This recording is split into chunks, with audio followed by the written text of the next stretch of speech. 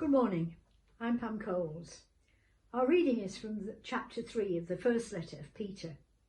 In it, he seeks to encourage and reassure the churches in Asia Minor as a storm of persecution is about to break. He writes to those in Pontus, Galatia, Cappadocia, Asia and Bithynia. From these areas, dispersed Jews came to Jerusalem to celebrate Pentecost and heard Peter's sermon after the coming of the Holy Spirit. Residents in the same area were converted when Paul and Barnabas visited them on the first missionary journey, but now their faith will be put on trial.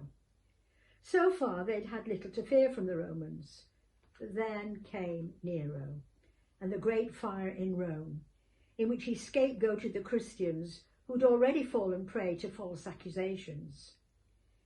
Tacitus gives harrowing accounts of the atrocities carried out against them. Being thrown to the lions was just the start.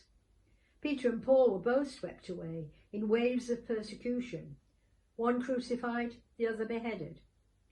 Peter and Jesus before him told Christians that persecution could be a platform for witnessing by their words, their actions, their lives and their deaths.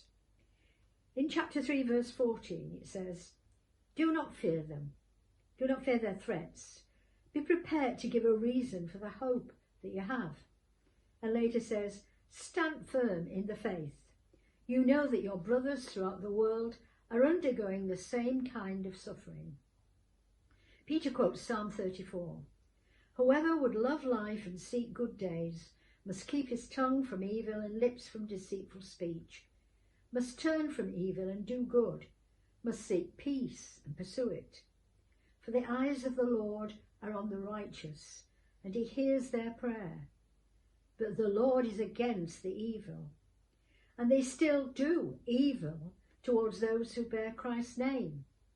Remembrance Sunday, November the 8th, jihadists in northern Mozambique beheaded and mutilated 50 people on a local football pitch in 3 days of vicious persecution.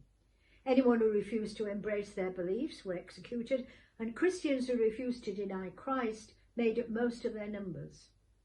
As we face restrictions and lockdowns and isolation, churches closed in fear of COVID, they bear the heat of persecution like thousands around the world today, and they bear COVID too.